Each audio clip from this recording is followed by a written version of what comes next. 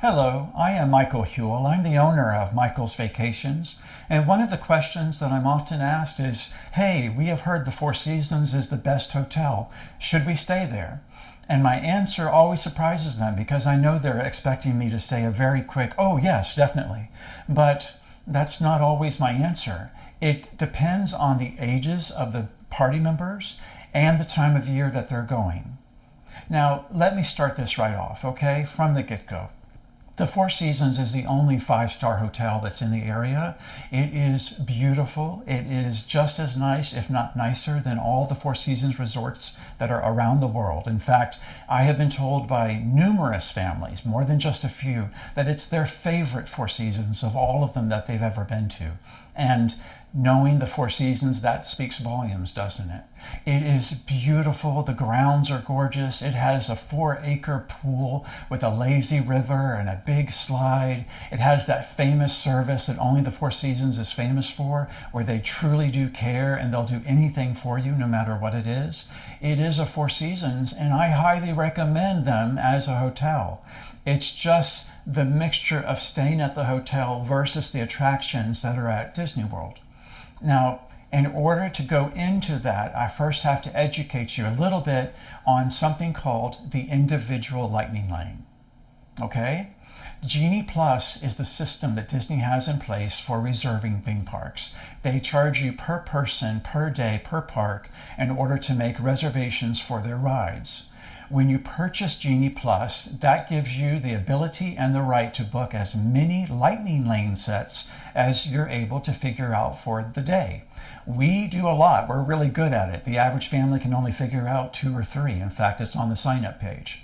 But know that the reason why I'm bringing that up is because there are a few attractions that are not included. At the Magic Kingdom, there are 2, and then there's 1 at each of the other theme parks.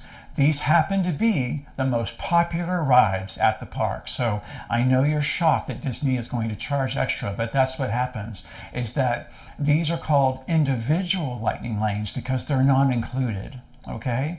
You can pay to access these rides, which is wonderful, isn't it? So rather than having to wait in a 2 or 3 hour long line, you can just pay per person and bypass, go in through the lightning lane and get on, get off, and have a great day. I love the lightning lanes because they're a win-win-win. Their number one win is, hey, we don't have to wait in a 2 hour, 3 hour, or a 45 minute. Even the minimum wait is 45 minutes. That's the shortest I've ever seen for any of these rides. It's also a win because they can be scheduled into your day. At 7 a.m. when they go live with the other lightning lanes, you're able to select the time of day that you want to be there. So whether it's 9 to 10 or 2 to 3 or even 5 to 6, you can pick the time of day you wish to ride that ride. And that's wonderful. The other win, though, and it's really important, is you don't have to mess with the mob scene.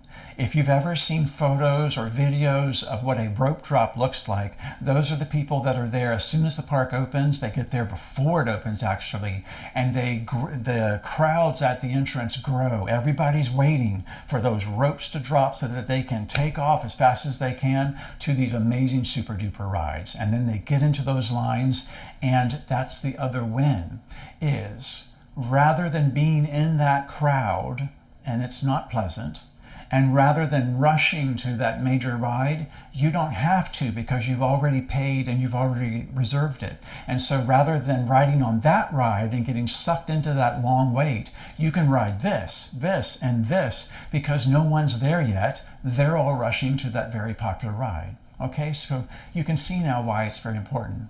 Now, what are these rides? These rides are typically for children that are ages 6 and older. At the Magic Kingdom, there are 2, okay? There's the Seven Dwarfs Mine Train. It's a young children's roller coaster. For many, it's their very first one. You and I have a hard time fitting in the seats comfortably, all right? So these are made for very young children, and we use that as a graduating sort of ride where if they enjoy Seven Dwarfs Mine Train, we know they're going to enjoy Thunder Mountain and maybe some of the other bigger rides that are at the park. The other ride at the Magic Kingdom is Tron. Now, Tron is a ride that I believe is about for an age 7-year-old and older that have had past experience. I would never put a child on there that's never been on a roller coaster. I don't care what their age is. It's a very smooth but very fast roller coaster that takes off from launch in 2-point-something seconds. All right, so that tells you all about that one. At Epcot is Guardians of the Galaxy. Guardians of the Galaxy is their second new roller coaster. It is unbelievable. It happens to be my favorite all-time ride at Disney World. It's amazing. But again, it's for older kids. I would say 6 and 7. I've learned the hard way not to trust my 5-year-olds. They have to be at least 6 or 7 and brave and used to past experiences with roller coasters. And then at Hollywood Studios, we have The Rise of the Resistance. That's the super duper Star Wars ride that Disney opened that you've probably heard about. And it's really, really good. And I have to say, children as young as 4 have been able to go in there because it's not about a height requirement. It's about, are they ready for this adventure? It's a big adventure ride. So that's for 4 years old and older, as long as they've been on other rides. And lastly, at the Animal Kingdom, we have the Flight of Passage, which is a huge Avatar ride. It's kind of like a giant IMAX screen with moving animals that you're flying through the air. It's, again, amazing. It's beautiful also. Now, the reason why I'm going over these with you is if me describing these makes you go, okay, we've definitely got to do all those, then that's what we need to think about is the Four Seasons the correct hotel for you? The reason why is because the list of hotels that are able to participate in the individual Lightning Lane program is a pretty short list. It's the Disney-owned hotels, meaning that Disney is the first name in its title, or the Swan Reserve, and the Dolphin, that's operated by Marriott, or the Shades of Green Hotel, which is for active duty military.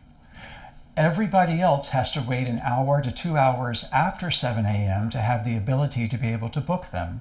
And as you can imagine, it's really a Disney-only perk because these are very popular rides that sell out within minutes as soon as they go live at 7 o'clock. Usually by 7:07, 7:08, there's nothing left for the entire day. You can sort of see where I'm going with this.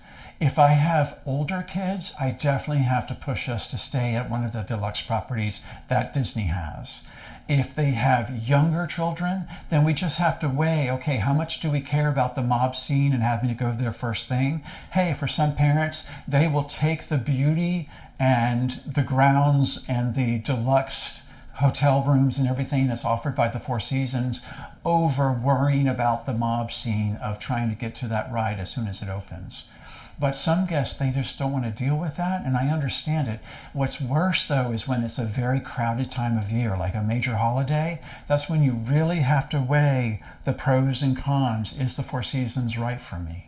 Okay? Once again, if there's a Four Seasons staff member watching this, please know, you know how much I enjoy this hotel, how much I recommend it. I have to tell you, over half of our clients stay at the Four Seasons. So I'm putting this out there for my planners who are looking at this information before they book their reservation there.